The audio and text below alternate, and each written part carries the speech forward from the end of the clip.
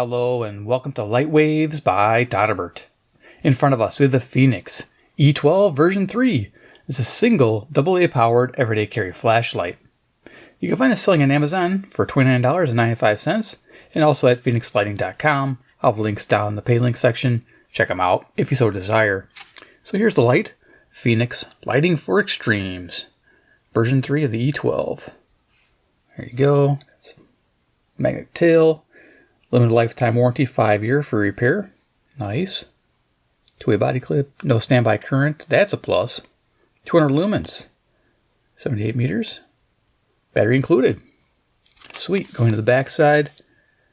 There we go. We have a little chart right here. It's only instructions we're going to have because it's a pretty simple flashlight to figure out. I didn't open up the back to get to the instructions. Just this plastic is super hard to open. So we have a high, medium, low, 200 lumens, 30 lumens, and 5 lumens. Expected run times, 1 hour, 15 hours, 100 hours. Nice. And of course, beam distances, and we'll go over those again. IP68 waterproof. There's a little paragraph there if you want to read that about the flashlight. Nice. And then we got some dimensions and weights and everything included. So there's a sparrow ring inside here, a lanyard, a user manual, and warranty card. So fill out your warranty card for sure. And there's the included AA battery. It's like an alkaline. Nice. And contact information if you need to desire to contact them. But 5-year warranty, pretty awesome. We got bullet points here too as well. Boom, boom, boom. 2 meter submersion. And then more of that. Cool. So let's go ahead and open this up. Drop the light out of there. Gotta cut it open. There we are. All right, I'm gonna put the packaging away. All right, so zoom on down. It's a little guy. All right, let's go over dimensions. Yeah, right away, you can see it's a small carry light, which is nice, similar to the V2, which I'll show you here in a second. Improvements, it looks like they changed the tail. It's like a metal cap for that magnet base. Interesting, they took away the copper front, which I kind of liked on the older model, though they did change up the optics. So we will show you that here. Really nice. I mean, these are the ones you want to carry because they're so easy to put anywhere. You know, jacket pocket, you'll never know you have it there. It's so lightweight and small. A good little backup too. So, all right, let's go ahead and go over dimensions of the little guy even closer. All right. So length is 3 3/16 of an inch or 81 millimeters. We have a head diameter of 3/4 of an inch or 19 millimeters, and our tail is 11/16 or 17 millimeters. So for perspective, I brought some items out to compare it to, and I'm going to have to bring this back up just because some of these things are a little bit bigger. Actually, we're starting out small. We have the Fenix E01, kind of a keychain flashlight. I like this one. Reviewed it. Little guy. And we got a AA battery. It's cool. The Fenix E12 can run on the nickel metal hydride or alkaline. They actually recommend those two types of batteries. They will run on the Energizer lithium non-rechargeables as well, so they can handle the 1.7 volt, but not the higher 3.7. So keep that in mind. It doesn't run the rechargeable lithiums, just the non-rechargeables. Here we have an 18650 flat top. So there you go. And then we have a standard 18650 TC15 version 3. So you can see quite a nice little carry flashlight with a lot of power to it running on a AA battery. You know, sometimes you might want something a little bit more robust than the AAA as far as run times go. And you might choose to go the AA route. So there you go. Awesome. Now let's bring in the E12. This is the version 2 next to the version 3. All right. Kind of see the differences here. Now the version 2 is a little shorter. Just want to point that out.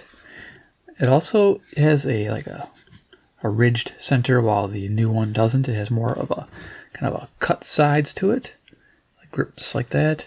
Not really noticeable. I didn't notice a difference there. The front end optics are different. The V2 over here in my left hand is like a copper bezel, and the optics are different, as you can see. But they also have more protection here on this cap. Protect those optics. I noticed the difference in LED as far as this is more cool white than this. This is more neutral white, which I liked.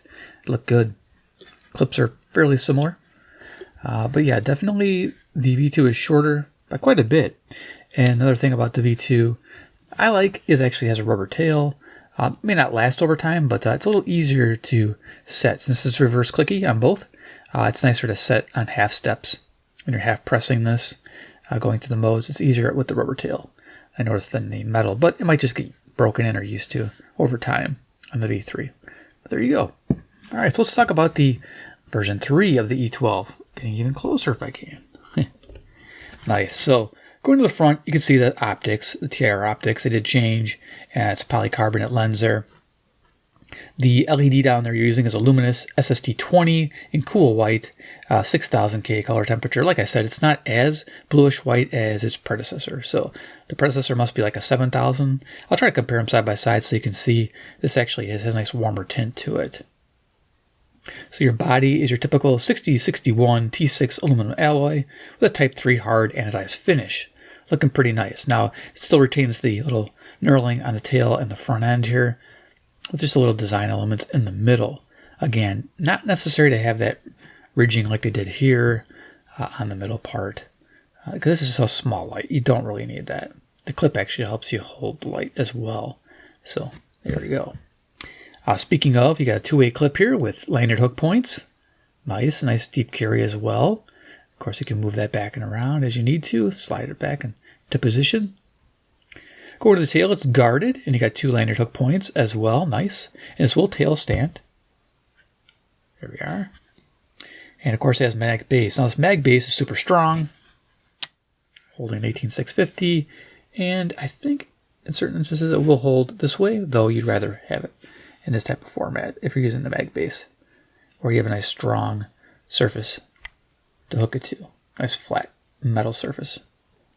And it probably should hold itself just fine.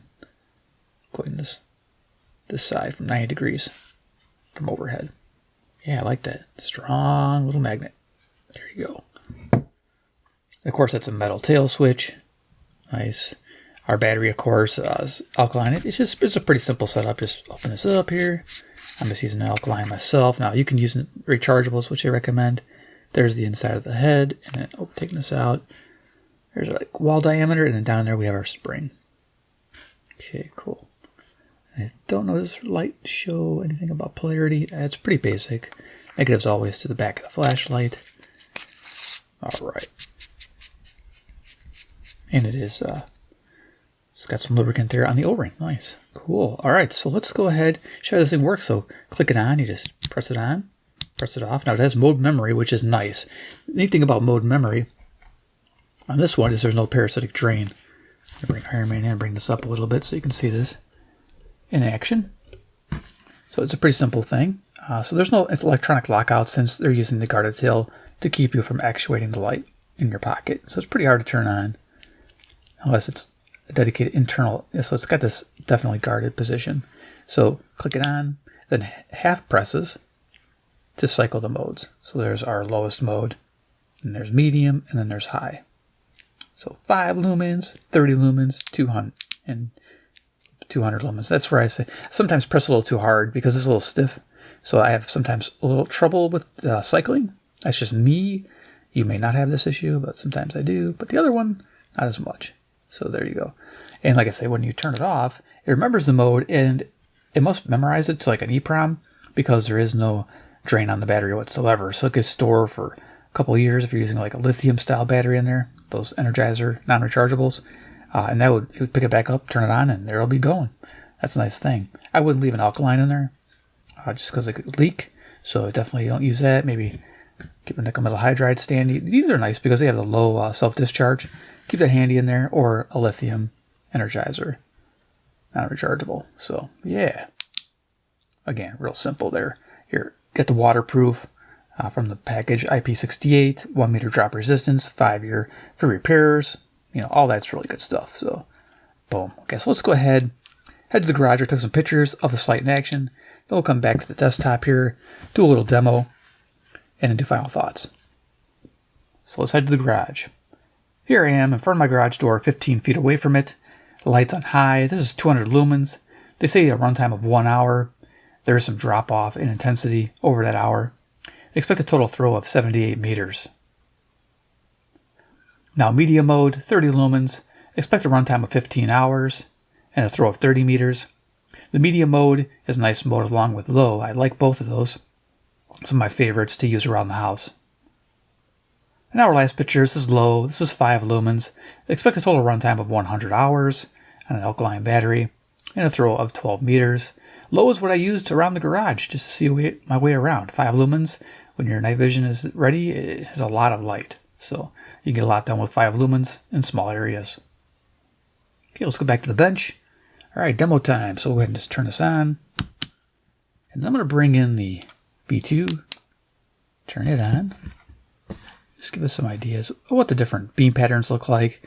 And if you have the lights, if you feel like you want to upgrade or not. And we'll do an RFI test and do final thoughts. So let's go ahead and turn some lights off here. Okay, so the right is the V3 and the left is the V2. Okay, so we'll go V2. You can see it's got cool white, and then a more neutral white, or less bluish white, is the V3. V2, V3. Doing it quickly so my camera can't compensate for the color, which it tends to do. There you are. Optics, a little different. I noticed the optics on the V3 are, I would say, a little bit more diffused. Or similar. Now they're pretty similar. I would say in person, up close, they're definitely about the same. So there you go. Yeah. Okay, so I'm going to put away the V2. You get the idea, right? So we'll turn that off, and we'll aim this at the ceiling, cycle the modes. There's a medium. There's our high, 200 lumens. 200 lumens, lighting the desk up pretty nice. As you can see, it's got some nice spill to it. All the way, I'm going all the way to the side there and bringing it back. There's our hot center. This is on high, by the way. 200 lumens. Let's bring it down to low. There you go. There's your spill coming in. Not bad for TR optics. Usually you don't get much spill, but this one's providing it nicely with no harsh colors or any kind of aberrations. There you go. All right, great. So let's go ahead and bring a radio in, do our RFI test. Let's enter my favorite sports station. Actually, 1000 will work. Get started today at cu1.com/Chicago. Federally insured by NCUA. Whiskey fans can learn a lot from Professor Carmen. And have sports knowledge and also whiskey bourbon knowledge. Carmen's amazing. I do like whiskey and bourbon. Still kind of a novice, and he helps me understand a little bit better what I should be looking for. I'm a hardcore bourbon guy, and I listen to Carmen your show every day. He can pull out some very essentials that I can't even taste.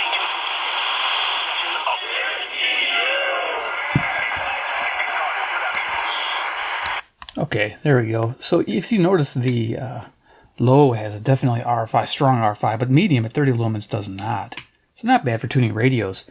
I noticed when I was using with other radios as well that the RFI on this flashlight produced none on medium whatsoever, even with stronger radios.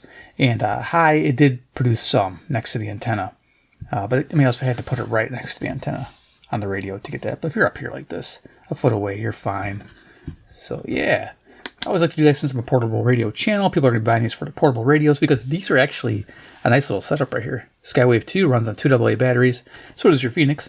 Runs on 1 AA battery. So you can actually, if you need a light, you take battery out of your radio, put it in here. If you need a battery, something for your radio, you can with the batteries. So it's nice you have a pack of AA's that can run both devices. That's a smart move, definitely. So pair them well. Yeah, I'd pair these well.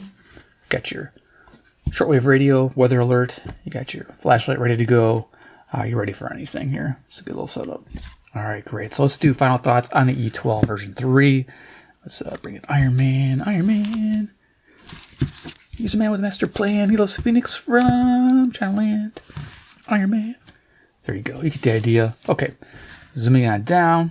Likes, dislikes, and overall opinion. Number 1 is premium build quality. I really enjoy that. Metal tail switch, and of course magnetic. It's nice. For a small flashlight, I do like mag tails. On bigger flashlights, I do not. Of course, it's just a hassle on bigger flashlights. Gets in the way. AA operation. I'm a fan. Everybody likes using standard batteries, and that's a good thing because you don't have to worry about recharging the replace or the 14500s, whatever, you just throw in an alkaline, off you go. Now, a lot of those other lights do run on all types of batteries as well, like the PokeLit AA. So some of these might come in your browsing window. You might go, hey, what do I want? You know, do I want that PokeLit? Oh, I should have brought these out earlier, but you get the idea. And you got the 3-Night Saber here. If you're seeing a trend here, it's that they're bigger. And the Fenix is doing you well by keeping it small and simple. So, and that's its big selling point. Even though its price is more, it's definitely worthy because size alone. Yeah. And it still provides some decent lumens. It pretty much, a light like this is what you can expect. 200 lumens is all you need on a light this size. You don't need to be blazing away at 1,000 lumens and burning your fingers. That's for sure. So what else? AA operation I mentioned. Okay, no parasitic drain. That's a big deal. So mode memory without a drain on the battery. These other ones, they do have a drain on the battery over time. Now, it takes a long time to run the battery down, but hey, if you have it in storage and you forget about it, you go to use it, it's not going to run. You got to try to find a battery for it. So something to keep in mind. This will probably be ready to rock and roll. No RFI on medium mode. I love that. I like the 100-hour low mode. So if you're using it for other tasks, that low mode for 100 hours is amazing. It's definitely an upgrade from the V2. The V2's low mode was 70 hours. So 30 extra hours at the same luminosity. They really boosted the runtime. Not bad. And of course, simple to use, tail, and compact size. Just like some wants a non-mag base option. It's there for people who are customized like this, no mag base. They just like that setup. If they had an option, I would take that option. It's nice to have a choice or replaceable tail. Like you just swap it out. I've seen that before. So that's something to think about. And what else? Ability to run on the 3.7 volts. Yeah, that's just a thing because somebody's going to pop one in there and it might burn out the LED. And that could be a big problem. So having the ability to run on a 3.7 would be nice. Just because somebody's going to do it out there and now you're stuck probably paying for the replacement. Who knows? But that's something to keep in mind. That, yeah, I think it would be cool if they could support the 3.7 volts just because. So overall, it's a high quality AA powered flashlight that pairs well with most of our portable radios. Definitely gets a recommended upvote for me. Yes, recommended buy, even at the $29 price tag. You rarely see sales on these because they sell so well and people love them. So keep that in mind when you're shopping for these. That's the reason why they never go on sales, because they're great flashlights. People who own Fenix, no. The premium's worth it. And the warranty doesn't hurt as well. That 5-year is hassle-free, so it makes it easy recommendation. So hope you enjoyed this video. Give a big like if you did. If you like Fenix products and want to see more, hit subscribe to the bell icon, get notified of future flashlight reviews. I think I have another one in the works. And of course, 3, comment down below what you think about the Fenix E12 version 3. Do you have one? Do you have your V2? Are you thinking about an upgrade from the V2 to the V3? Are you happy with your V2? Do you even have the version 1? I don't have the version 1, but let me know what your thoughts are. Are you thinking about upgrading to the V3? Are you happy with your V2? Let me know. All right, guys. Thanks for watching, and we'll see you next awesome video.